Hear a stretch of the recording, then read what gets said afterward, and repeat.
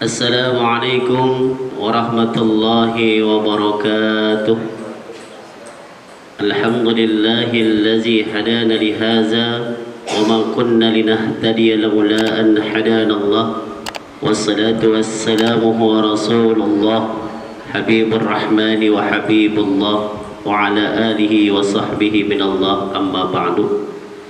Salah satu yang patut kita syukuri bahwa kita diciptakan oleh Allah Subhanahu wa taala adalah sebagai umatnya Nabi Muhammad sallallahu alaihi wasallam. Karena kemuliaan Nabi Muhammad sallallahu alaihi wasallam sehingga kita selaku umatnya pun dimuliakan oleh Allah Subhanahu wa taala. Hal ini Nabi Muhammad sallallahu alaihi wasallam memberikan jaminan kepada kita semua dalam hadisnya Abu Hurairah, dan diriwayatkan oleh Imam Ahmad dalam musnadnya, dan juga diriwayatkan oleh Imam Muslim dalam mustadraknya, bahwa Nabi pernah memberikan motivasi kepada kita semua dengan kalimatnya, an Abi Hurairah radhiyallahu anhu qala anna an-nabiy sallallahu alaihi wasallam qala, kata Nabi, kullu ummati yadkhulunal jannah illa man aba. Setiap umatku pasti akan masuk surga kecuali yang tidak mau. Qala ya Rasulullah wa may ya'ba? Kata sahabat bertanya kepada Nabi, ya Rasulullah, siapa yang tidak mau masuk surga? Qala, Nabi menjawab, wa man ata'ani dakhalal jannah wa man asani faqad aba. Para umatku yang taat kepadaku, yang mengikuti atas perintah Allah dan perintah Rasulullah, yang mengikuti aturan main Al-Quran dan hadis Nabi, beliau itulah yang dijamin oleh Nabi sallallahu alaihi wasallam untuk masuk ke dalam surga. Akan tetapi ada umatnya yang bermaksiat atas perintah Allah dan Nabi-Nya, melanggar aturan main yang diperintahkan oleh Allah dan Nabi, maka mereka termasuk orang yang tidak mau masuk ke dalam surganya Allah Subhanahu wa ta'ala. Para kaum muslimin wal muslimat dimanapun berada, ketika kita ditanya oleh seseorang, apakah kita ingin masuk surga atau masuk neraka, maka kebanyakan di antara kita akan menjawab semua ingin masuk ke dalam surganya Allah Subhanahu wa ta'ala. Kenapa demikian? Karena di surga ada kenikmatan, karena di surga ada ketenangan, bahkan di surga hal-hal apapun yang kita inginkan akan diwujudkan oleh Allah Subhanahu wa ta'ala. Berangkat dari hal ini, ternyata Nabi memberikan informasi kepada kita, bukan hanya kita yang ingin masuk surga, tapi surga pun merindukan umatnya Nabi Muhammad sallallahu alaihi wasallam. Yuk kita baca hadisnya, dan mudah-mudahan kita termasuk di antara 4 golongan yang diinformasikan oleh Nabi sallallahu alaihi wasallam. Kata Nabi, al-jannatu mushtaqatu ila arba'ati nafarin. Surga merindukan 4 golongan daripada umatku. Saya ulangi, surga merindukan 4 golongan para umatku. Bukan hanya umat Nabi Muhammad yang merindukan surga, tapi surga pun rindu kepada umatnya Nabi Muhammad dengan 4 golongan tersebut. Siapa mereka? Yang pertama, umat Nabi Muhammad yang dirindukan surga adalah talil Quran, yaitu umat Nabi Muhammad yang senantiasa membaca Al-Quran.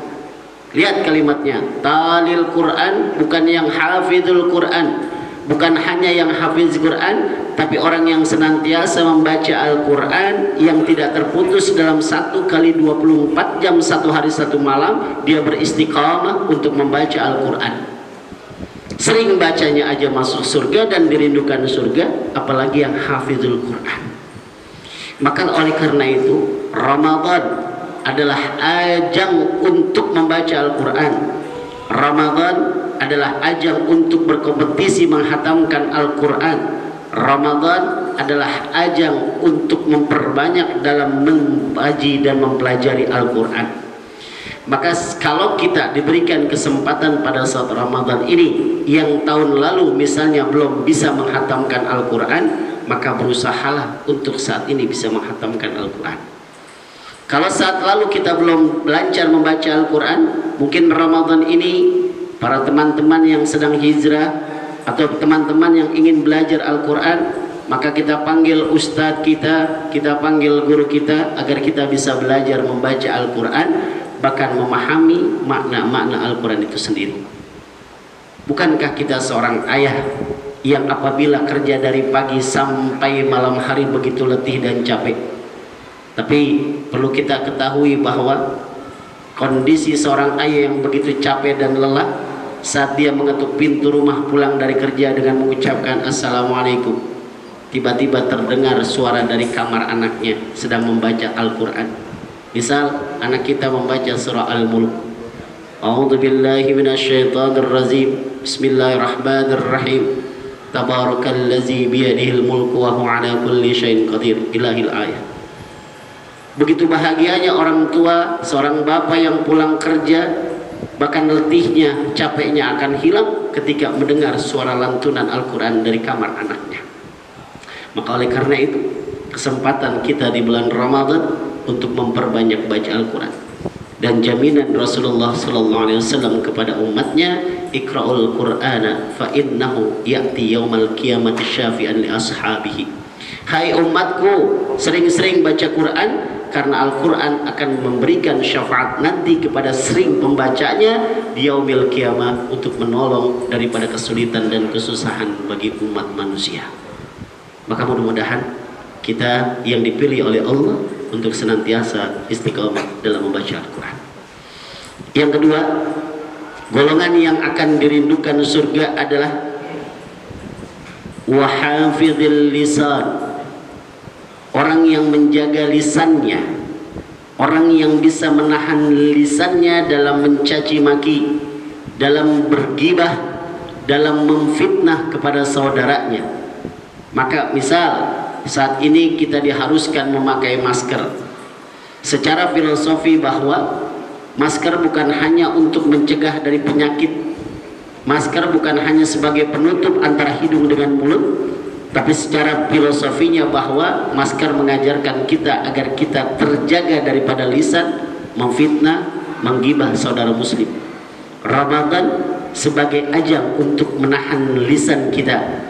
Dalam kondisi kita menahan lapar dan haus, maka juga bisa menahan daripada ucapan-ucapan yang tidak bermanfaat yang kita keluarkan di hadapan orang-orang atau saudara-saudara kita. Maka Ramadan ini, yang tadinya si fulan sering mengatakan A, si fulan sering mengatakan B tentang sesuatu yang tidak bermanfaat, maka di Ramadan ini menjadi ajang perubahan untuk tidak memfitnah, untuk tidak bergibah lagi, sehingga puasanya menjadi puasa yang diterima oleh Allah Subhanahu wa taala. Yang ketiga, golongan umat Nabi Muhammad sallallahu alaihi wasallam yang dirindukan surga adalah wa mut'imil ji'an, yaitu orang yang sering ngasih makan orang lapar. Bukankah di Ramadan ini begitu banyak musalla, masjid-masjid menyiapkan untuk buka bersama? Hal kesempatan kita untuk bersedekah menjelang waktu maghrib, menyiapkan makanan, memberikan makanan kepada musola dan masjid yang terdekat, agar orang yang ingin buka bersama, yang singgah bahkan sebentar coba lewat untuk membatalkan puasa, makanan kita dimakan oleh orang-orang yang membatalkan puasa saat azan maghrib. Begitu pahalanya besar. Maka jangan sia-siakan Ramadan ini sebagai ajang untuk memperbanyak sedekah di hadapan Allah Subhanahu wa taala. Yang terakhir, 4 golongan yang dijamin dan dirindukan surga adalah wasyaimi min syahri Ramadan. Orang yang puasa di bulan Ramadan dengan hati yang penuh dengan keimanan, dengan hati yang penuh keikhlasan, yang dicari adalah ridhonya Allah Subhanahu wa taala. Bahkan Rasulullah memberikan sebuah motivasi kepada kita, man shama ramadhana imanan wa ihtisaban ghufira laka ma taqaddama min dhanbi. Siapa orang di antara umat Nabi Muhammad yang berpuasa karena mengharapkan ridhonya Allah, dengan penuh keikhlasan dan keimanan kepada Allah, maka ampunan dari Allah Subhanahu wa taala akan diberikan kepadanya. Kaum muslimin wal muslimat, ikhwan dan akhwat dimanapun berada, kalau Allah sudah cinta kepada hambanya, yang diberikan bukan dalam bentuk materi. Kalau Allah cinta kepada hambanya, yang diberikan oleh Allah bukan bentuk kekayaan. Akan tetapi ketika Allah sudah mencintai hambanya, yang diberikan oleh Allah kepada hamba tersebut adalah ampunan daripada aktivitas dosa yang pernah dilakukan oleh hamba tersebut. Maka bersyukur kalau di hari ini kita masih diberikan kesempatan untuk melaksanakan puasa Ramadan, maka tuntutlah diri kita, tuntutlah hati kita untuk senantiasa ikhlas dan penuh keimanan atas perintah puasa ini dari Allah Subhanahu wa taala. Maka mudah-mudahan 4 hal motivasi yang dijadikan oleh Nabi Sallallahu Alaihi Wasallam memberikan informasi kepada kita, di antara 4 tersebut ada di antara diri kita. 1, orang yang senantiasa membaca Al-Quran. 2, orang yang bisa menjaga lisannya dari keburukan. 3, orang yang senantiasa memberikan orang dalam kondisi lapar. Yang keempat, orang yang berpuasa di bulan Ramadan dengan penuh keimanan dan keikhlasan mengharapkan ridhonya Allah Subhanahu wa taala. Mudah-mudahan hal ini menjadi motivasi bagi diri kita dan keluarga kita untuk senantiasa dirindukan surganya Allah Subhanahu wa taala. Billahi taufiq wal hidayah.